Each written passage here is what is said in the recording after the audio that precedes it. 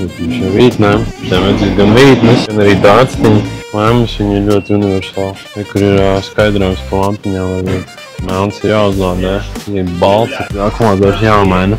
Kurš pēc bildītes var ļoti viegli saprast, kam viņš ir paredzēts. Tas ir wave segments, jūras segments atpūtē. Tāpat arī šeit agro nozarē celtniecībai, tāpēc, ka ir arī pret vibrācijām visizturīgākās vītnes. Plaši zināms riepu brands, kas ražo arī akumulātors. Viņi paši ražotāji Korejā ražo. Arī tās pašas lampiņas. Ja nemaldos, pirmie sāk izmantot US un tad jau pārējie lēnām ievies.